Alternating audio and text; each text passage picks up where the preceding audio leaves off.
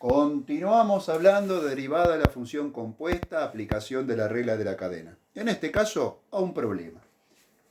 Dice el enunciado, la expresión de la función temperatura en un cierto ámbito, un salón muy grande, un estadio, algo realmente enorme, es U temperatura, función de x, y y z, y tenemos una expresión polinómica. Primera detención, primera observación. Función polinómica, lo hemos estudiado en clase seguramente. Esta función es continua, diferenciable, clase 1, clase 2, en cualquier punto del espacio. Es continua, diferenciable, clase 1 y clase 2, en R3, lo decimos con lenguaje matemático. La unidad de medida de la temperatura nos aclaran que es Kelvin, la unidad internacional. Luego viene la pregunta. ¿Cuál es la razón de cambio para la temperatura en el instante t igual 1 segundo si x, y y z vienen expresados como funciones del tiempo? O sea, el tiempo es el parámetro, tenemos una trayectoria dentro de ese ámbito, por ejemplo, que va recorriendo un móvil. Muy bien, perfecto. Nos dicen acá que el tiempo viene expresado en segundos y que la longitud viene expresada en metros. Estamos empleando el Sistema Internacional de Unidades de Medida. Continuamos entonces. Si sustituimos las expresiones paramétricas de x, y y z, nos queda una nueva expresión para la temperatura. La llamamos F. Muy bien, la temperatura depende de x, y z. Ya vimos que x, y y z dependen del tiempo. Tengo un diagrama de 3 ramas, de 3 cadenas. Tengo un arbolito de 3 cadenas. 3 cadenas dijimos, 3 términos preparamos. Recorremos para el primer término. Derivada de la temperatura con respecto a x por la derivada de x con respecto a t. Recorremos la segunda cadena. Derivada de t con respecto a y por derivada de y con respecto a t. Y recorremos la tercera. Derivada de la temperatura con respecto a z por derivada de z respecto a t. Ya tenemos preparada la expresión de la función que vamos a evaluar para t igual a 1 segundo. ¿Qué nos falta entonces? Preparar esas 6 expresiones y después evaluarlas. Derivamos parcialmente a la función temperatura. Con respecto a x, 2x. Con respecto a y, 2.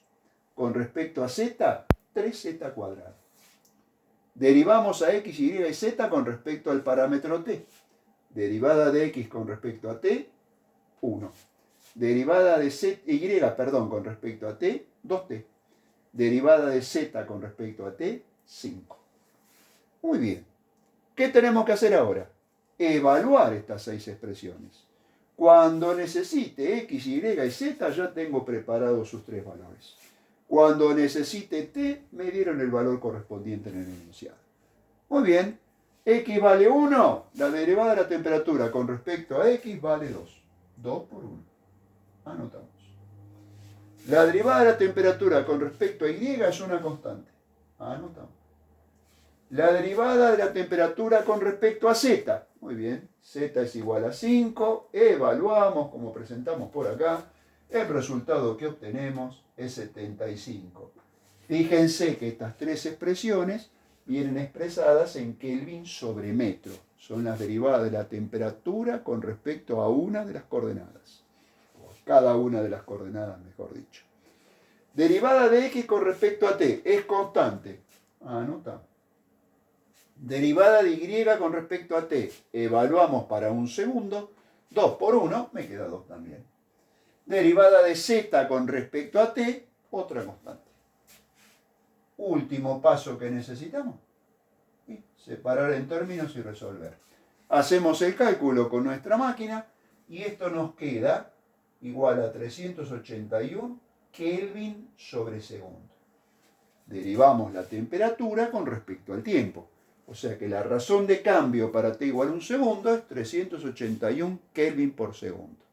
Las unidades de medida son importantes si uno trata con un problema de física, un problema de química, algún problema de aplicación. Luego, ¿qué más sabemos? Y bueno, la temperatura evaluada, la derivada, de la temperatura evaluada me dio positiva. La temperatura está aumentando. Y cuando miro el valor absoluto de esta derivada, 381, podemos decir que está aumentando en forma muy significativa. 381 Kelvin por segundo.